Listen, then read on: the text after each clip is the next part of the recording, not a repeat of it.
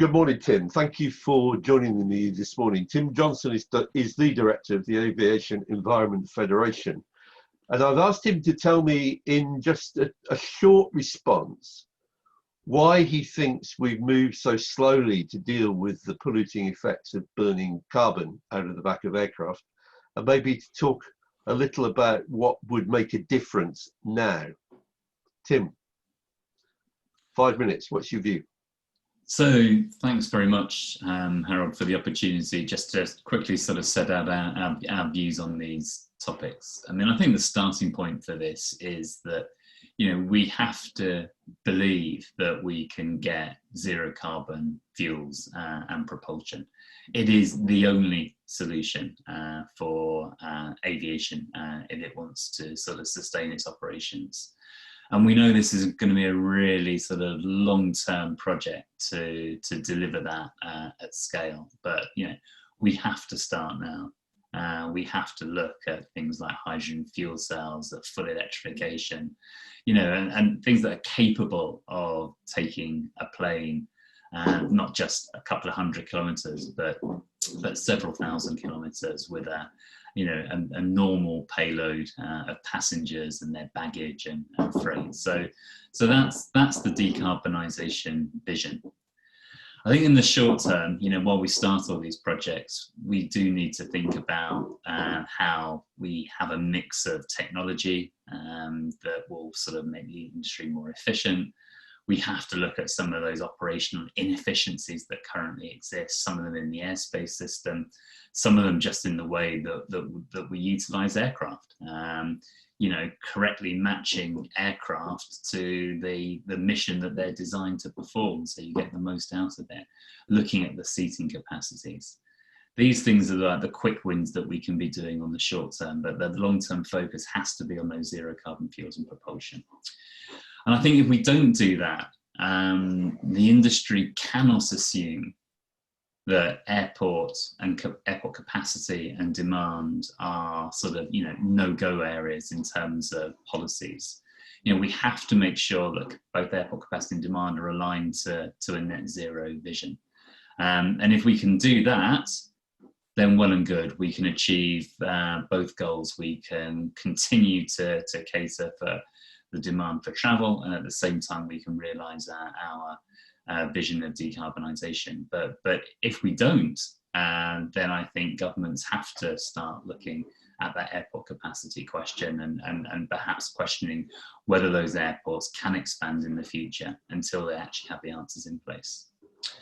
So, we're sort of quite clear on where we would like this industry to go, but it's not necessarily going to be a smooth transition for us to get there. There are a few sort of blockages in the way.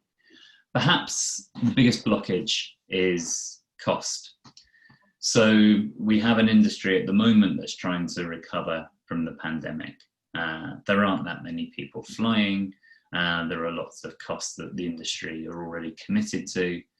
So finding money for environmental solutions is going to be challenging at the best of times. But that's not the real cost issue. The real cost issue is if we look at what the alternative vision is, and we start with things like sustainable aviation fuels, we realise that most of them that are available today are at least double the cost of using conventional kerosene. So how do you make the case to your chief finance officer that you want to make the transition to those sustainable aviation fuels, given everything that's going on within the industry at the moment? So I think, you need a few carrots and you need sticks. We certainly need more realistic carbon pricing to drive that transition. We have some carbon costs at the moment through, the EU emissions trading system, for example, or Corsia and ICAO's carbon offsetting scheme. But we're talking about sort of, adding, between about $3 and $20 to the cost of a ticket. That's not going to overcome the cost differential that makes it attractive to use alternative fuels.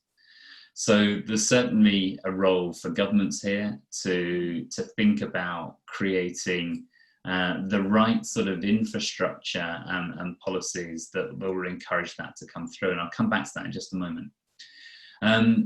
We also have regulations in place governing new technology. So the amount of carbon that you can emit is regulated through a standard. But we don't have any regulations to remove the old technology that's currently in the fleet.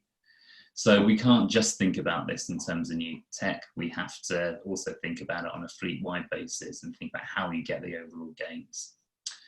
But above all else, I think what we need are accountability, and we need to create certainty about net zero.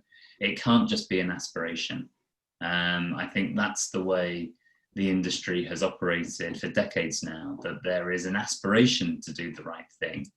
But when you get to difficult issues around cost and price, it's not always then easy to follow that through and make the right practical choices.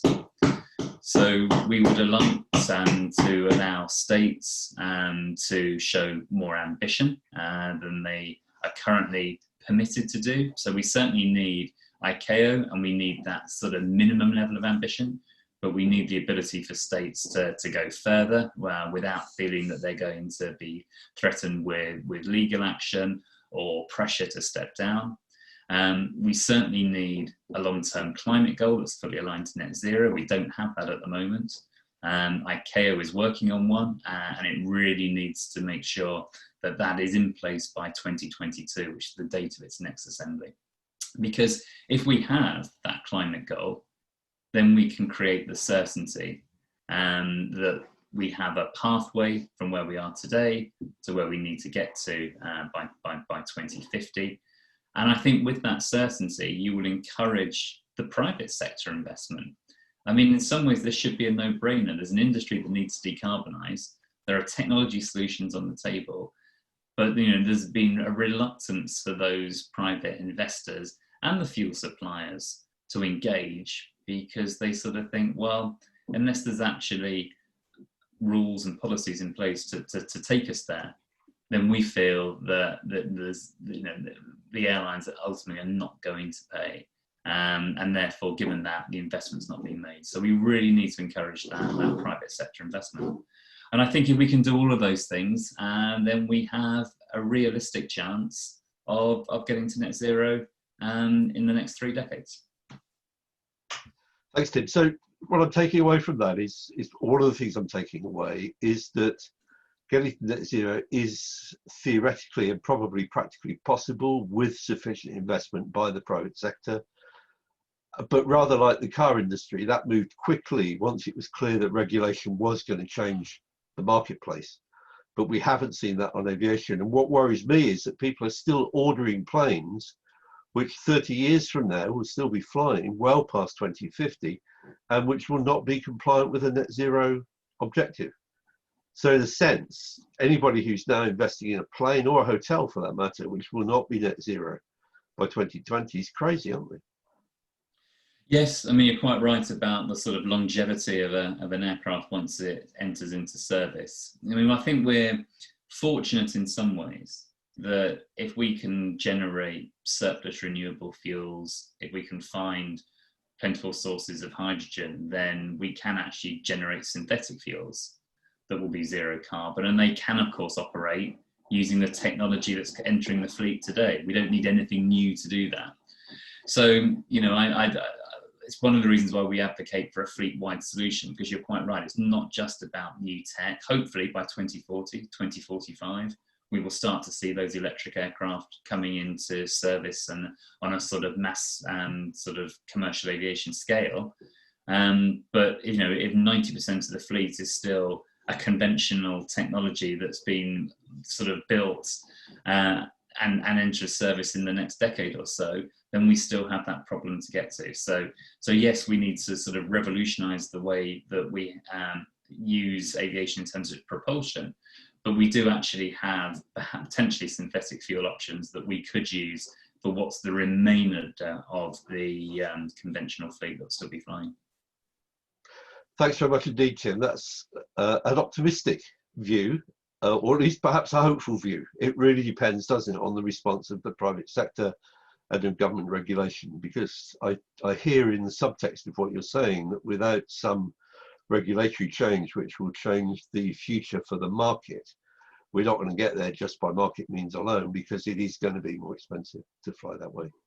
Yes, there's going to be an element. It's going to be painful in some respects, and it's not going to be easy. And that's why, you know, we have to keep the focus. And I have reason to be optimistic, but at the same time, I would like to sort of reiterate the other side of this, that if we don't make progress, then the industry is not going to find it very easy to find new airport capacity. We've had 2 or 3 examples of this year alone in the UK of airport expansions that have been refused because of the climate emergency that's been declared locally. I think that will become more commonplace. So I think the industry is going to have to work harder to tell why the industry can continue to grow and at the same time meet its climate targets, because I think it will increasingly be held to account. Yes, I think we probably need to go back to that old polluter pays principle, which would be very painful for the airline industry. Tim, thank you very much indeed. Thanks for your time.